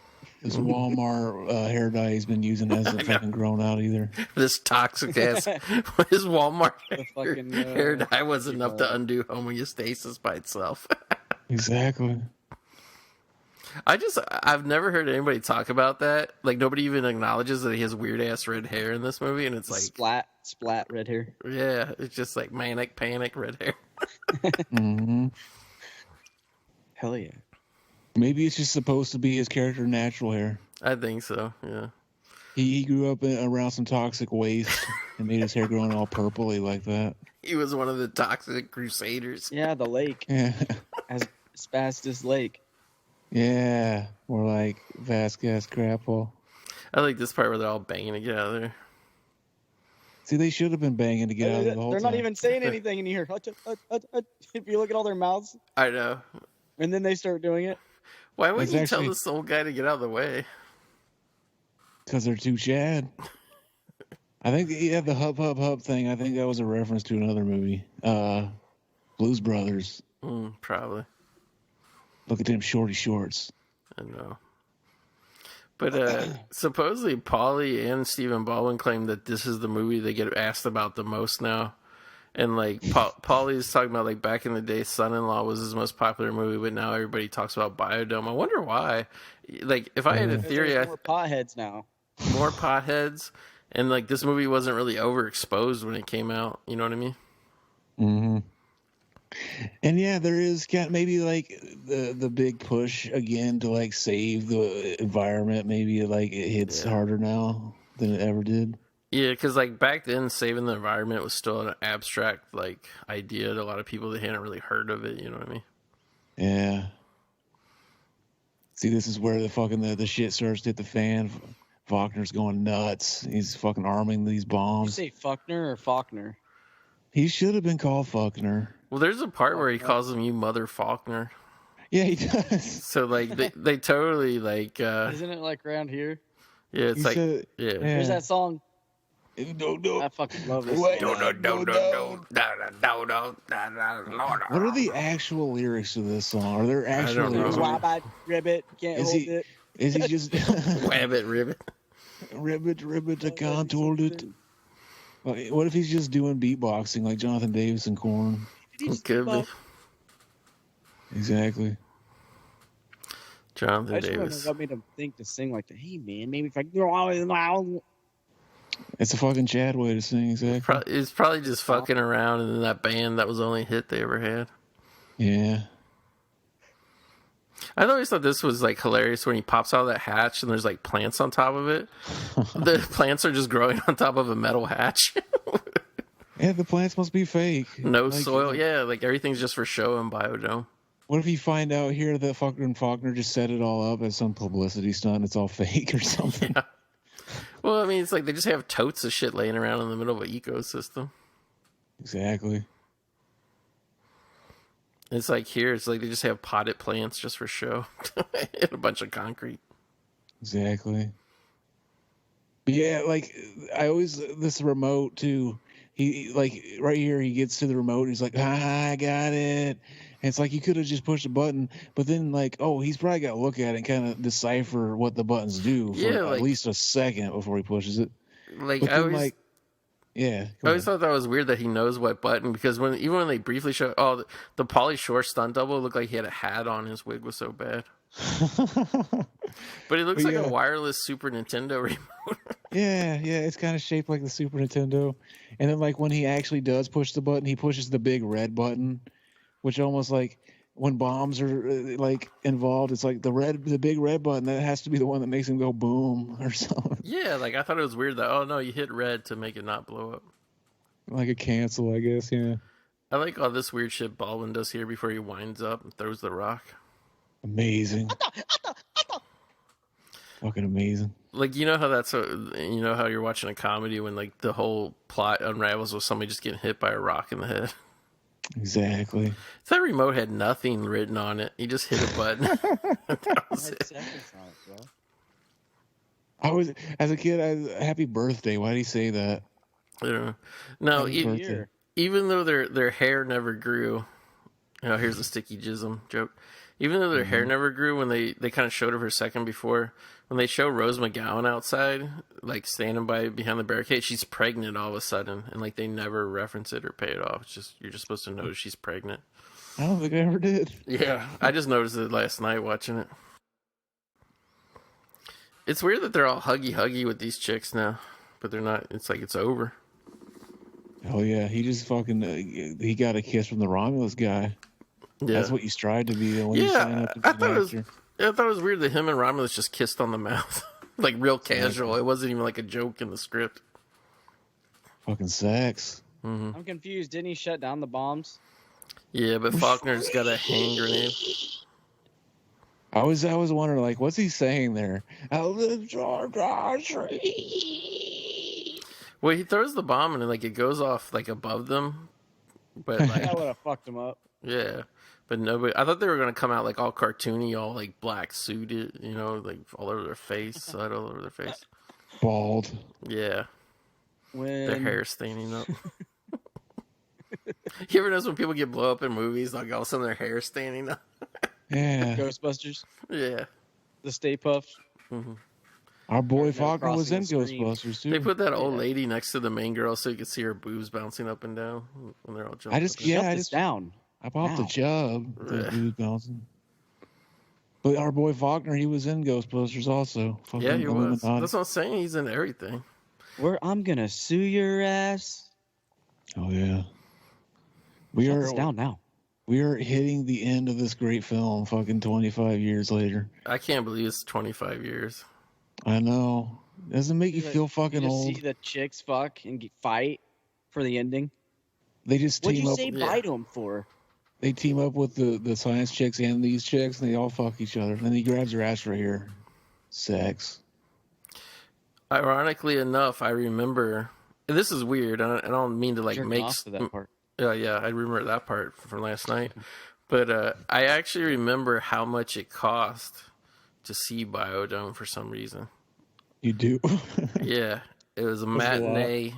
At that time, it was Showcase Western Hills in Cincinnati, $425. $425. Why not 420? I don't would have know. made it better. I guess they wanted to make it seem respectable. Now this shot of like when they pull into the nuclear waste, like this like looks really weird. Like this looks like not even standard def. It's like Yeah. Like it must have been pre-rendered in standard def or something. Yeah. yeah, it's brutal. Now, if you notice, like how they say like the looped in dialogue, how you're saying, Zach, like this part they just show Faulkner outside and he's just like making his escape into the wilderness, but they like loop in like this dialogue. Where's Faulkner? Oh, how'd he get out? How'd he get out? How'd he find the key to get out the window? Blah blah blah. So like they're basically saying he found the key in the shit. That's like the last That's what I joke would of the do. movie. Yeah. And then I'd Amazing. look him in the eye and say, "Fuck you." TC Romulus, Kevin West. Petra Von Kant was Kylie Minogue. Hell yes. They definitely were playing the market, trying to be marketable, putting as many hot girls in this movie as they could. Tenacious D, Jack Black, and That's Kyle all you Gass. need. The hot girls. The guitarist was Soda Pop. Hell yeah. Oh, guys, it's exactly midnight. We were officially hit the 25th anniversary of Biodome. Oh, hell yeah. Fucking, let's take a drink Oh to the yeah, greatest film ever got made. this warm bottle of water right here. Got my piss ready. Let's do this. Oh, yeah. So like, yeah, I didn't see this movie for like a long time. I think I watched it again on cable a couple years ago. I remember how awesome it was. So when the Blu-ray came out, I bought it. But like, what about you guys? Were you guys actually watching this movie throughout the years? Oh, yes. This is one, I get the urge to go back and watch Pauly movies pretty much, like, once a year, 2 years at the most. Fuck yeah. I got I remember I was on a jury duty kick for the longest time. Oh, I love Jerry D. Yeah, we were going through like fucking like different phases where it's like that's our favorite one to go to, and that we would wear that out. That would and be then like, switch. that'd be like the go to sleep movie. Oh yeah, You'd fucking back throw that bad boy in and just pass out. like on school nights. Yeah. Yeah, I've listened to a lot of movie podcasts over the years, and you guys are the only ones that I've ever heard that actually talk about Pauly Shore. Hell yeah. And I don't know why, yeah. because Maybe he should come on the show. well, for And I sure. mean, by come, I mean on me. Exactly. What? But like, yeah, I really don't know why, because I mean, pretty much everybody that's like of age to do a podcast, because there really ain't fucking. I mean, I guess now there's probably 12-year-olds doing podcasts, but like anybody who does a movie podcast, they're all in their 30 or 40s. I've noticed, and it's like they're all watching Pauly Shore when they were a kid. So like, I don't get why nobody fucking ever talks about him. They turned their back on the shore, and that's not right because he never turned his back on us. He still does stand up. I saw him do stand up in '98. It was just like he was just like it was like a star-studded thing. So like he only came on and did like 15 minutes. He did a part where he humped the stool. It was donk. Oh, did he come? I don't know, but he pretty much talked about sex all the time, the whole time he was there. So yeah, That's what you want to fucking mentally picture is fucking Pauly Shore fucking a chick. yeah. So when shitty COVID goes away, I want to go to one of his shows because like pretty much after all his shows, he sells you T-shirts and takes pictures with you. I actually want to meet the man. Did you ever hear my story about how in my sophomore year I wrote to him and he sent some shit back? No, He sent what us, happened? this was right when Pauly Shore is Dead was coming out. Mhm. So he sent us like autographs and like pictures from Pauly Shore is Dead. Oh, Fucking yes. donk. Yeah, he sent me a letter and fucking all kinds of like autographs for me and Zach. 'Cause I was Wow. like, yeah, I told him that we were like huge fans of him. It was and like an all the shit that we assignment did. at school. Yeah, like we had to. She had like this book of like famous like actors and whatnot where they live, and we had to write a proper like letter to them. And I think me and someone else were the only ones that got something back. I never expected anything back. I just fucking wrote it and went on with my fucking life. And then out of the blue, my mom's like, "You got some stuff in the mail?" And I'm like, "What?" It was I opened weird. the shit, and it was like a letter and some autographs. I was like, "What the fuck, dude?" Like instant, like blew my mind. And it was weird too because he sent like in the letter he mentioned like, "Oh yeah, me and my cousin Zach, we watch your movies all the time," and like he sent Mac like stuff. Like And like signed it for Mac, and then like a couple weeks later, he sent another package with stuff for me. Yeah, That's donk. What a nice guy. Talk about going the extra mile for your fans. fucking alpha. the Shore. Yeah, I remember like a few years ago, maybe like 10 years ago, when hardly anybody was talking about Pauly. Like there was some turd, and like I'm 1,000% sure that this is It like was Aaron. Yeah, it was Aaron. No, there was some turd who wrote this article for some website that claimed like, "Oh, I was Pauly Shore's assistant for a week and it was terrible." I read that. Yeah, and he's like, first day one, he makes me make all these bootleg DVD copies of Encino Man. Day two, he makes me make all these bootleg copies of Sunlight. I was like, That's hilarious. I'm like, what purpose would Pauly Shore want a bunch of bootleg copies of his movies? Like, I mean, even still, I would do it for him. yeah. on And one of he's the like, days too. On one of the days too, he said, day 5, he makes me read all of his fan mail and write autographs to him. And I was like, what if we got that motherfucker's autograph? Damn. I just never believed that article because it's like, well, first of all, the guy was basically bitching that being a celebrity's assistant sucks, which being any celebrity assistant sucks because it's like you're just taking out their trash and getting shit for them at the store or whatever. But it's like the shit that guy said in the article, like I honestly, it made no sense because like Pauly Shore's real life is he's pretty much like, I mean, obviously not in COVID times, but normal times, he's just constantly, like, you can see his documentaries, he's just constantly going around to, like, the shittiest shithole towns to do stand-up comedy. That's how he makes a living, you know, and now he's doing his, like, Pauly Shore rants on YouTube, which are pretty good. Like, I like those because it shows how crazy he is. Like, the Adam Carolla one was the best, where they're just, like, eating and yelling shit out the windows of Pauly's apartment and stuff. But, like, yeah, Pauly's just, like, he's just one of those guys, like, he's so smart, he owns a big, like, mansion house, and he just rents it out to make money, and then he just lives in an apartment, so the guy's really down to earth. I would love to have sex with him. Which reminds me, I have 2 copies of the Blu-ray of this movie. Yeah, tell that story. Yeah, we're getting ready to do this, and like we were setting up for it. Fucking the goatie's like, oh yeah, it's the 25th anniversary coming up, and it's like, holy shit, wow. It's like I better get the Blu-ray because I remember it came out, and I remember I had it on my wish list, and I don't think I still haven't got it, so I fucking buy it. And then like yeah, I got it ready. I ripped it on my computer because like my I can't, like, for some reason my computer has a Blu-ray player, but I can't just watch the Blu-ray. I had to buy some kind of software, so I just rip it and then I can watch the file. Right. So then yeah, I go to put it up on the shelf and I realize I already had the fucking Blu-ray. I bought it when it came out. I didn't remember. And I thought you had told me that you had it at one point because like nobody else has this. Like we should say it's the shittiest Blu-ray. Like the picture quality is amazing, but the sound is horrible. Like it says it's stereo, but it's actually mono. So if you try to listen to it in surround sound, it fucks it up. Like the voices are coming out of like every single speaker. It sounds terrible. So you just have to listen to either your TV speakers or just your main like center channel speaker. And there's like, yeah, there's no subtitles or nothing. It's the shittiest Blu-ray, but it's like, yeah, like it looks fucking awesome. And I'm just like, fuck, if it didn't look so good, I would just buy the DVD because the DVD actually has surround sound and shit. So I don't know why they fucked this up. So I'm definitely waiting for the 4K upgrade of Biodome. Exactly. Maybe for the 30th anniversary. Exactly. If I fucking get the Scream Factory treatment, get a fucking 8 different commentary versions of fucking Pauly Shore. Fucking, we need to make like a fucking reality show called just fucking Pauly Shore Shores. Pauly Shore Shores, and it's like fucking Jersey Shore, but it's like fucking Pauly Shore. He has his own island or something. Like, I have no idea why Netflix pays Adam Sandler like $35 million a film when they could pay Pauly like $1 million to do a movie. He'd probably do it for $500. He probably would. And a Pop-Tart or something. He probably would. I mean, they already have a Netflix one now. It fucking moved right to Netflix. I know. Well, I hope that movie coming out, you know, like helps people remember him and see that he can star in a movie still. You know, so. Oh yeah, fucking! I got an extra Blu-ray if you want it, Mac. Hell yeah. Fucking terrific film. Yeah, like I know I'm in the minority, but I have to say it's hard to say because I really do like them all, like almost exactly equally. But if I really had to pick a favorite, I think Biodome's my favorite. Dog. Yeah, I don't know what would be my favorite.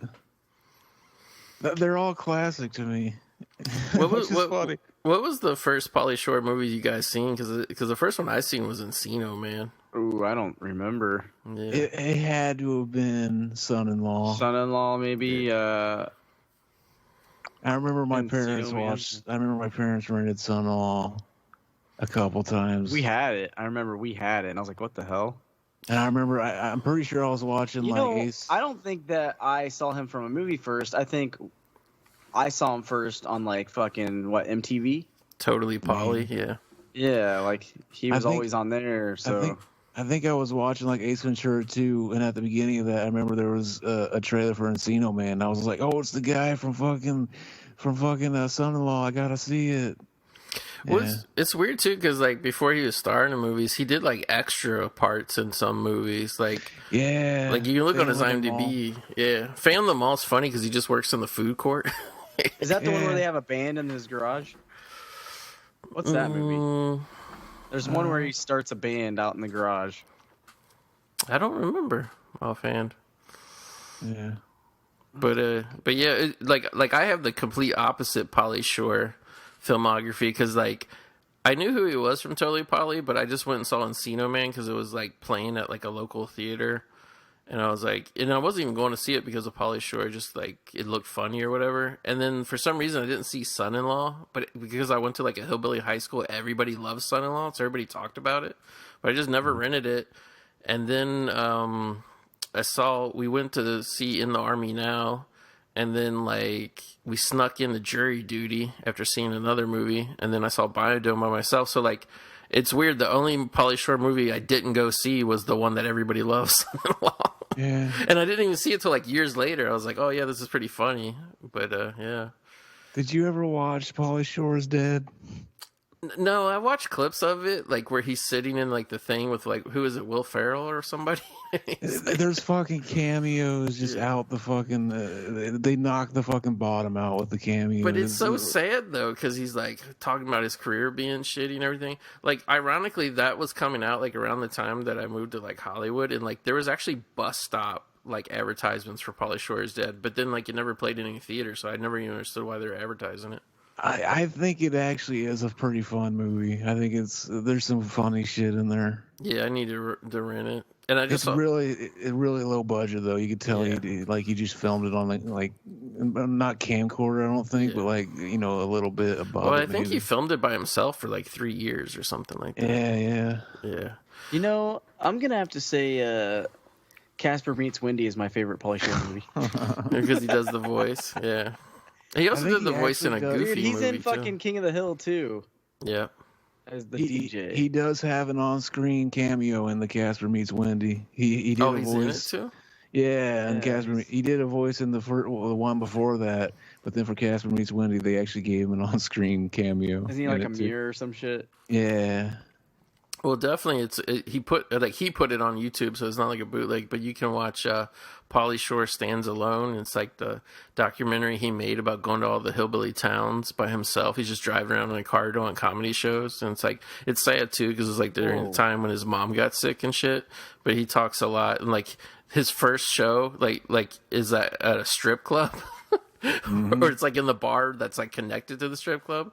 So then like this totally hot drunk girl like comes that like he hooked up with earlier, and he gets her a job as a stripper, and she's all drunk and crying, and they get her to strip in the strip club. Like, it's awesome. Yeah, it's a really good documentary too. Yeah. Like you get the sense that he actually like fucking he cares about like the people that show up and everything. Yeah. Like, he was helping out, like, some girl that was, like, she didn't have anywhere to go or something.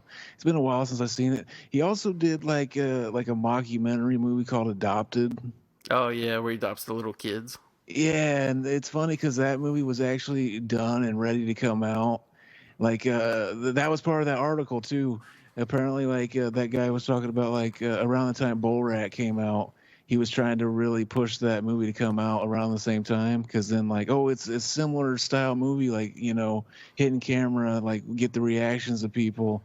And if this comes out like around the time Bull Rat does, maybe we'll get some like people from that release to kind of see this movie. And it ultimately didn't get to come out around the time, but it then did. I think in 2009 it did. Yeah, it came out like way later. It was like around the time Tom Green was doing Bob the Butler. So that in my mind, those two films are always similar.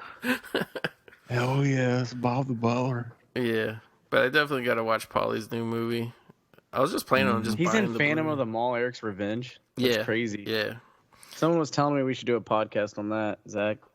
Oh, yeah. Yeah, like you can never buy a copy, but it's been on YouTube for a long time. I have one. My friend that wanted us to do it, he gave it to me. That was like ironically one of the very first like rare DVDs, like some little shitty comedy, and I don't even think they put it out legally, in all honesty. Like, it just came out. Like, I don't know how many copies they probably had, and then like it went out of print like really quick. So like for years you would go on eBay and some fucker would be trying to make $80 off of Phantom of the Mall. And like I'm sure the DVD probably looked like a VHS copy or some shit. But yeah, man, that's it. We love Pauly Shore. We got to do eventually all his movies. Oh yes. Yeah. But this one we had to strike with our. We should do them all in the order that people don't like them. So we'll start with Biodome, and then we'll do Jury Duty, then we'll do In the Army Now, then I guess we'll do Encino Man, then we'll save Son-in-Law for very, very, very last. It'd be donk if we did Curse of Inferno. People would just fucking break their podcast app and throw it away. Hell yeah. Actually, the Curse of Inferno, I don't know if I've ever seen the whole movie all the way through, but maybe good. once. Yeah, it's good.